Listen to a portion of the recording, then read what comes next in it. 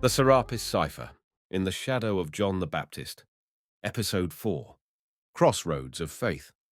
Father Benedict stood in the outdoor corridor of the government facility, gaze fixed on the hazy desert horizon. The events of the past day, the discovery of the leather scroll, the high-speed pursuit, were still rattling around in his mind. Exhaustion pressed on him, but his thoughts refused to settle. Inside his pocket, his phone vibrated once again. Probably more urgent messages from the Vatican, from Cardinal Vieri, from the labyrinth of church bureaucracy. He stepped back into the building, weaving through corridors until he found Miriam hunched over a stainless steel table in the makeshift lab.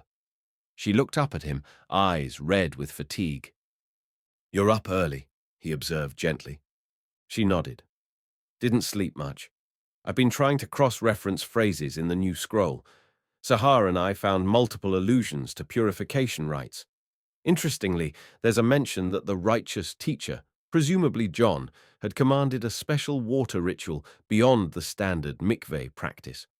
A deeper spiritual cleansing that, according to the text, Jesus twisted for his own ends.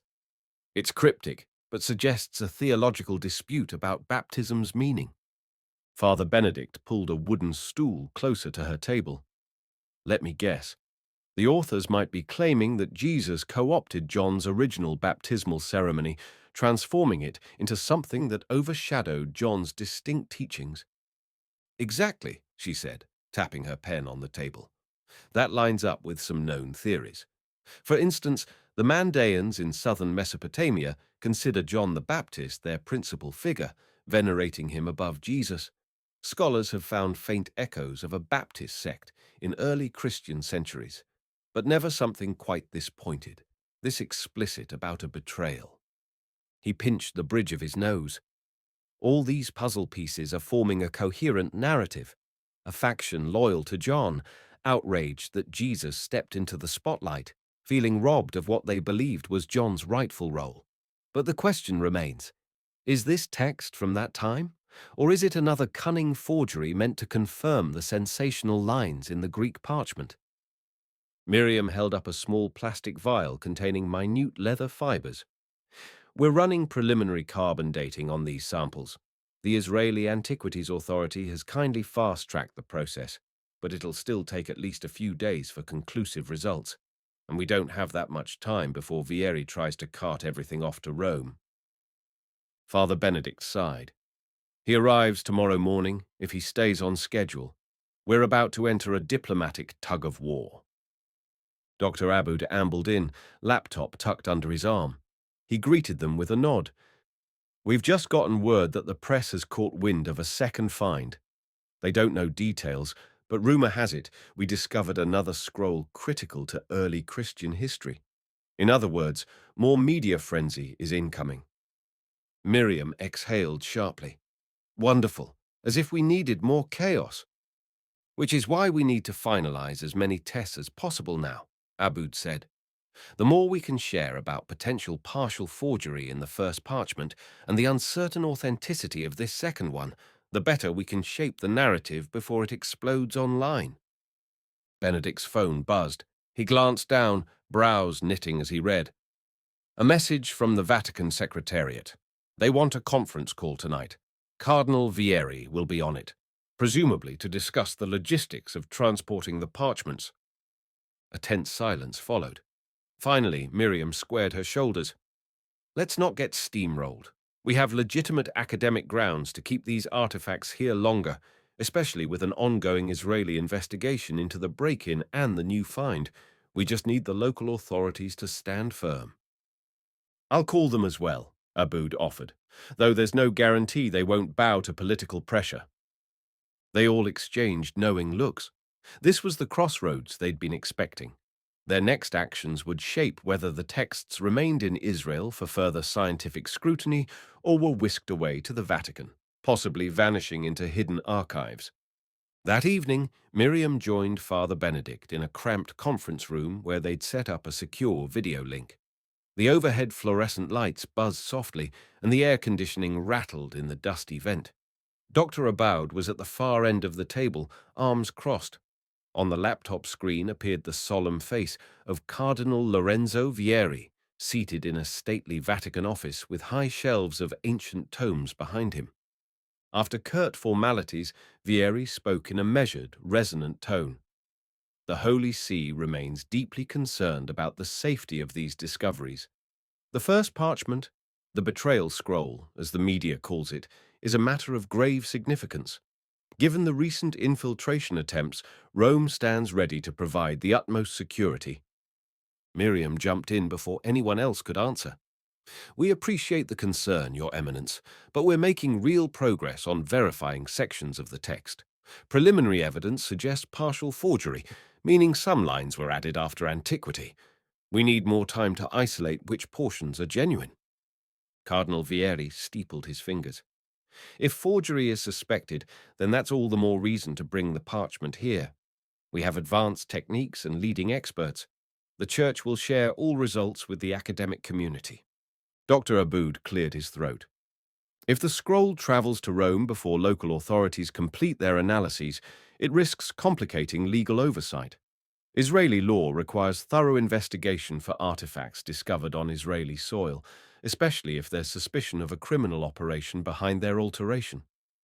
Vieri's expression remained impassive. We can cooperate with any investigative bodies. However, these relics pertain not just to Israel's archaeological sphere, but to the global Christian heritage, and thus to the Vatican as well. In the background, Father Benedict shifted uncomfortably. He felt torn. For all his loyalty to the Church, he knew how vital independent analysis would be to quell the swirling controversies.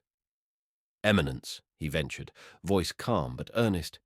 If we remove the scrolls now, the public will cry censorship. The Gnostic conspiracy groups might accuse the Church of hiding unwelcome truths. It could inflame the very unrest we're all trying to prevent. Vieri's eyes flicked toward Benedict, a hint of annoyance there. Father Franco, the Holy See is well aware of public perception. That is precisely why we wish to handle these documents properly, with the highest integrity. His gaze then shifted to Miriam. Dr. Levy, I respect your expertise, but time is of the essence. The impetus for bringing the parchments here is not to suppress them, it's to ensure they're preserved and examined by those who fully understand their theological resonance. Miriam met his stare. With respect, we also understand the theological resonance. That's why this must be a joint effort. How about a compromise? We keep the scrolls here another week for final local tests. After that, we arrange a short-term loan to Rome for further study, under strict protocols ensuring global scholarly access. Dr. Abbott nodded. That seems fair. On screen, the Cardinal's lips tightened. After a pause, he spoke. I shall relay your proposition to the Secretariat, but I cannot guarantee acceptance. The Holy Father himself has taken an interest in this matter. With a few more formalities, the call ended. As the screen went dark, a leaden feeling settled in the room. Dr. Aboud scratched his beard. Let's hope cooler heads prevail. Miriam shut her laptop. We'd better use whatever window we have. I'll keep working on the textual analysis with Sahar. Dr. Aboud, can you push the Antiquities Authority to expedite that carbon dating on the second scroll's leather? Of course. And you? He asked, looking at Father Benedict. I'll work on securing more evidence from the local labs and drafting an official statement that highlights the partial forgery theory, Benedict replied. If we can show tangible proof of tampering, the Church might be less eager to claim these scrolls as unassailable early Christian documents. Miriam sighed. Yes, especially if the Cardinal and others realize the inflammatory parts were artificially planted to undermine them. They might see the wisdom in letting the academic community help debunk it. They all knew it was a delicate dance. If the scrolls appeared entirely genuine, some at the Vatican might be tempted to hide or control them. If proven wholly fake, it would cause embarrassment.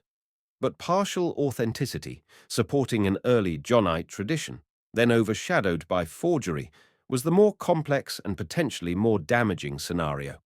It might highlight genuine theological rifts in earliest Christianity and reveal a modern conspiracy to exploit them. The next morning, the outpost stirred with renewed urgency. Journalists clamored outside, demanding updates on the rumored second find. Security was tighter than ever. Armed guards patrolled the perimeter, scanning the crowd for any sign of the circle of Serapis or other hostile elements. Father Benedict tried to maintain a calm presence, but tension was palpable. He found Miriam and Sahar hunched over a scanning device in the facility's lab. They had just received an email from the Berlin lab with partial results for the Greek parchment. She opened the message anxiously, scanning lines of text with quick eyes. Preliminary conclusion, Miriam read aloud, confirms that while the majority of the Greek text is first century in origin, certain words and phrases exhibit anomalies indicative of modern re-inking. They found trace amounts of synthetic dyes consistent with early 20th century forging techniques, though updated to appear more ancient. She paused, looking up. So, the Berlin lab sees it too. Partial forgery. Sahar exhaled, relief and worry mingling in her expression. It's bad news in one sense. Someone tampered with a genuine historical document. But it's good news because it means we can prove these lines about Jesus deceiving John are not from the original text. Father Benedict nodded gravely. This is a game changer. Once the public realizes the text was doctored, it undercuts the sensational claims. But we have to present it carefully. Show we're not just covering up a real schism. Miriam typed a quick response to the Berlin lab, thanking them and asking them to finalize their detailed report as soon as possible. Then she looked at Benedict. We should hold a press conference, maybe tomorrow, where we share these preliminary findings with the world, or at least with credible media. Total transparency. He considered it. We'll need the antiquities authorities' blessing, but I agree. The sooner we put out facts, the harder it is for conspirators to manipulate the narrative. Sahar gently closed the scanning device and ran a hand over her hair. One concern. If the Circle of Serapis learns we've debunked part of the betrayal scroll, they may escalate. They might even try to claim we're forging the lab results. Miriam's eyes flashed. Let them try. We have enough cross-verification to stand our ground, but we should still be cautious. These people nearly cornered us in the desert. They won't stop easily. That afternoon, a small, tense delegation of Israeli antiquities officials arrived to examine the second leather scroll. Miriam watched them carefully open the climate-controlled case and peer at the dark, ancient material. They asked a barrage of questions about chain of custody, potential contamination, and the possibility of forgery. Dr. Aboud showed them the partial translations. One official, a stern-faced woman with glasses perched low on her nose, read the lines in the original Aramaic.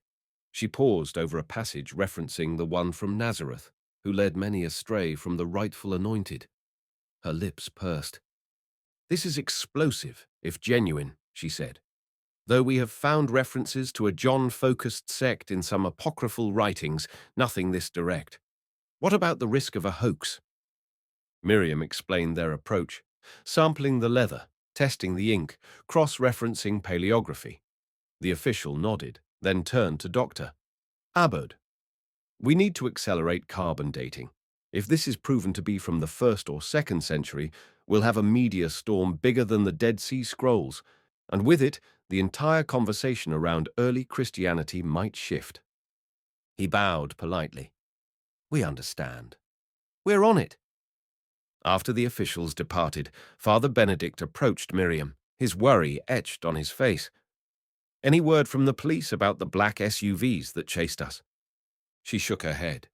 Number. They found tire tracks, but no real leads. Obviously well-funded, well-organized. Likely a private paramilitary group, possibly financed by the Circle or some other extremist faction. Benedict gripped the back of a chair, frustration evident. We're playing defense on all fronts, political, media, religious, and now paramilitary. She touched his arm gently. But we have the truth on our side, Benedict, once we nail down the forgery elements. And if the second scroll turns out to be genuinely ancient, but less sensational, it might quell some of the fire. He offered a wan smile. I pray you're right. As the sun dipped low, turning the desert sky amber and rose, Miriam and Father Benedict retreated to the outpost for a brief respite. They lingered near a sparse garden, just a few hardy plants that managed to survive in clay pots. The day's heat lingered, but a faint breeze promised cooler evening air. I keep wondering, Miriam mused, how John the Baptist would feel about all this. If he truly was overshadowed, if there really was tension, would he want this entire fiasco, centuries later, where people are forging texts to push an agenda in his name? Benedict gave a sad smile. My sense of John is that he was fierce about righteousness, but humble in his role. Scripture portrays him as recognizing Jesus as greater. But who's to say there weren't doubts or conflicts in private? We'll probably never know fully. She nodded thoughtfully. History's messy. Early Christianity wasn't monolithic. We had Ebionites, Gnostics, Marcionites, so many factions. One more group venerating John above Jesus isn't so far-fetched. True, Benedict said softly. And perhaps that partial truth is exactly what these modern conspirators are exploiting. They latch onto the real possibility of a splinter sect, then twist the evidence to undermine the entire Christian tradition. Miriam gazed into the distance where the desert sands glowed with dying light. They're playing with fire. If people lose trust in scholarship, in historical evidence, in institutions, everything fractures. He nodded gravely. That's why we must be meticulous and transparent, even if the truth is complicated. They heard the distant rumble of an approaching vehicle. Tension spiked. Had the circle returned? But then the driver's window rolled down, revealing a familiar face. It was Inspector Hazan, a local police liaison. I come with news, Hazan called out, parking near the outpost. He stepped out, adjusting his jacket. We've managed to track the tip that led you to the second Scrolls cave. It originated from a burner phone purchased in Jericho. The buyer used a fake ID, so no name. However, a few eyewitnesses at the shop described him as a foreigner, tall, possibly European. Dark hair, formal manner. Miriam's mind flashed to Cardinal Vieri, though that was purely speculation. There could be a dozen tall Europeans in the region. Any chance it's someone connected to the church or an academic group? She asked. Hazan shrugged. We're not sure, but it's odd. This tip led you to a real find, not a trap. Usually, such groups want to steal or destroy the scroll, not help you discover it. Perhaps they're playing a deeper game. Benedict exchanged a look with Miriam, the same suspicion gnawing at both of them. Perhaps a rogue element within the church or another academic faction wanted the second scroll found, maybe to highlight the conflict or to further an internal power play. The possibilities were dizzying. What about the black SUVs? Benedict pressed. Any leads on those men? Still no ID, Hazan replied. Local contacts say they might have crossed into Jordan. We'll keep looking. He offered them a curt nod, turned, and climbed back into his vehicle. The engine roared into the twilight, leaving the two of them standing amid swirling dust. Miriam closed her eyes. Each clue felt like it unraveled another thread of a vast tapestry, impossible to see in full. Night fell heavily, a bruised purple sky littered with stars. Father Benedict found Miriam in the facility's small chapel, a simple room with a plain cross on the wall, a single pew, and flickering candles. Despite her Jewish heritage, she often found solace in quiet spaces of reflection. He slipped into the pew beside her. She was hunched forward, elbows on her knees, eyes distant. Thinking, he asked gently. She nodded. About all of it. How easily facts can be distorted. How fragile truth can be in the wrong hands, and how I've dedicated my life to uncovering real history, yet I'm now battling forces that want to fabricate or weaponize it. Benedict rested a comforting hand on her shoulder. You're not alone. We're all in this together. Abood, Sahar, the honest scholars, even many in the church who just want clarity. She inhaled shakily. I know. It's just, part of me wonders if we'll ever really settle it. Even if we prove partial forgery, cynics will say we faked the lab results. Conspiracy theorists will always claim we're covering up the real truth. It's a never-ending loop. His gaze dropped to the candle's flame.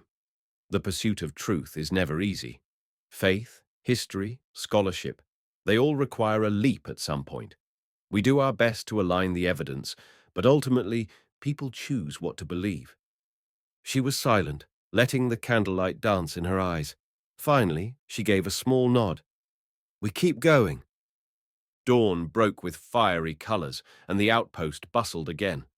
Word spread quickly that Cardinal Vieri had arrived in Jerusalem and was on his way. A swirl of official vehicles pulled up to the government facility by mid-morning. Miriam, Benedict, and Dr. Aboud awaited them in a conference hall near the main vault. Vieri entered with measured steps, flanked by 2 Vatican aides and a small retinue of local dignitaries. His gaze flicked around, taking in the security guards, the thick metal doors, and the tension in the air. After polite greetings, the cardinal's voice rang out. I come with an offer of cooperation from His Holiness. We propose that the Holy See take immediate custodianship of the first parchment to ensure its protection, while you continue local tests on the newly discovered scroll. We recognize you may need time to analyze that second artifact. Miriam's nerves were on edge. She glanced at Dr. Aboud, who set his jaw. Your Eminence, we have groundbreaking news. Multiple labs, including one in Berlin, have found clear evidence that key parts of the Greek parchment were doctored with modern ink. We'd like to hold a press briefing, with your presence if you wish, to clarify that these passages about betrayal and deception are not original. Vieri's expression remained controlled, though a twitch of muscle in his cheek suggested tension. I'm relieved to hear there may be forgery involved. However, the parchment must still be safeguarded in Rome. Even if it's partially forged, the rest of the text may hold historical value. Dr. Aboud shook his head. With all due respect, any movement of the artifact should come after we publicly disclose the lab results, transparently and cooperatively. The international scholarly community deserves to see the data. A flicker of impatience crossed the cardinal's features. You speak as though the Vatican is not part of that community. We have scholars too, Dr. Aboud, experts in textual criticism and paleography. Father Benedict stepped forward, subtly placing himself between them. Eminence, we all share the same goal, to preserve truth. Let's unify our efforts by hosting a joint press conference. We can release a preliminary report. That will quell the rumors and protect the Church from accusations of secrecy. Vieri eyed Benedict for a long moment. Then he inclined his head in a tight nod. Very well. A joint statement. But I will not allow the Church's position to be sidelined. We must emphasize that our faith does not rest upon a single scroll, and that forgeries have always been a scourge to truth. Miriam allowed herself a slight exhalation of relief. It wasn't a full victory. He still insisted on taking the parchment to Rome, but at least they were inching toward a transparent presentation of evidence. By late afternoon, a makeshift podium stood outside the facility. Television cameras were set up in a roped-off area. A scattering of journalists and researchers crowded under the hot sun, waiting anxiously. Dr. Aboud and an Israeli antiquities official stood off to one side, conferring in hushed tones. Cardinal Vieri, clad in his flowing cassock, spoke quietly with a Vatican aide. Miriam and Father Benedict lingered near the back, finalizing some notes. A hush fell as Dr. Aboud stepped to the podium, clearing his throat into the microphone. Ladies and gentlemen, thank you for gathering. We have important information regarding the Greek parchment discovered in the Judean desert 2 weeks ago, the so-called betrayal scroll. After rigorous analysis by multiple labs, including a respected institution in Berlin, we can now confirm evidence of modern tampering with certain passages. He gestured to Miriam, who took the mic. The majority of the manuscript is indeed ancient, likely late 1st or early 2nd century in origin. However, phrases that strongly suggest John the Baptist felt betrayed by Jesus appear to have been doctored with modern compounds. We suspect an individual or group deliberately augmented the text to create a sensational theological conflict. Murmurs swept through the crowd. Cameras clicked. A journalist raised a hand. "Dr. Levy, does this mean the entire text is worthless?" "No," she answered. "The base text might still be valuable, possibly reflecting an early sectarian viewpoint about John the Baptist, but the lines fueling the betrayal narrative specifically are not original." Another journalist jumped in. "Are you saying a modern forger tried to rewrite Christian history to pit John against Jesus?" Father Benedict gently stepped in. "That appears to be the case. We do not yet know the forger's identity or motive, though we suspect a group seeking to undermine Orthodox Christianity. Let me be clear. This does not disprove that John and Jesus had a relationship as described in Scripture. Rather, it disproves this malicious attempt to twist that relationship." A flurry of questions erupted. Finally, Cardinal Vieri approached the podium. The cameras swiveled to him. "As a representative of the Holy See," he began, voice resonant, "I wish to reaffirm that the Church welcomes honest scholarship. We condemn any efforts to falsify historical documents. However, we maintain that full custodianship of significant relics is essential for their preservation and for continued study in an environment of utmost security. Therefore, the Vatican has requested the transfer of this scroll to Rome. We trust our Israeli colleagues will cooperate in due course." A flurry of responses and shouted questions ensued, but the cardinal signaled that he was done speaking. Dr. Aboud diplomatically dismissed the crowd, promising written statements. The press, somewhat placated by the partial reveal of the forgery, dispersed, though some lingered, still fishing for more details. Miriam exchanged a look of relief with Father Benedict. The meltdown they'd feared, a raw public confrontation, had been averted. For now. That evening, back inside the facility, the tension felt both lighter and more fraught. Yes, they had exposed the partial forgery, but the push to transport the scroll to Rome was intensifying. Officials from the Antiquities Authority huddled behind closed doors, conferring with government representatives. Dr. Aboud prepared documentation to argue that the artifact should remain in Israel at least until the police investigation concluded. Father Benedict joined Miriam in the lab once more. She had the second leather scroll unrolled on a table, scanning under ultraviolet light. Its cryptic lines about John's true path and the usurper from Galilee glowed faintly in spots where the ink had a different chemical composition. She lifted her head, catching Benedict's eyes. "Look here," she said, pointing to a patch of script. "Some of these letters also fluoresce differently than the surrounding text. It could be a natural variation in the ink batch, or it could be the same phenomenon, modern tampering." He leaned in close, brow furrowing. "So the second scroll might be doctored too." Miriam frowned. "I'm not certain yet. The difference isn't as stark as on the betrayal scroll. It might be an ancient repair or a scribe's corrections done centuries ago. We'd need deeper analysis." "In other words," Benedict said grimly, "it might genuinely reflect a John-focused sect, and it might also have been partially manipulated to heighten the friction with Jesus." She rubbed the back of her neck. "Yes, this could be the next wave in the same conspiracy, or it might be entirely authentic. I can't say until we do more tests." Outside, voices rose. They could hear someone shouting in alarm, then the echo of heavy footsteps. Father Benedict exchanged a concerned glance with Miriam. Together, they rushed into the corridor. A breathless guard came sprinting down the hall. "There's been a disturbance," he gasped. "Someone tried to bypass security in the vault area." They followed the guard at a run, bursting into the main vault room. 4 armed police officers were already there, subduing a man who wore a hooded jacket. His face was partly obscured by a scarf. One of the officers peeled it back, revealing a dark-haired, sharp-featured individual with pale skin, sweat beading on his brow. Dr. Aboud arrived behind them, panting. "Who is he?" The man glared in silence, refusing to speak.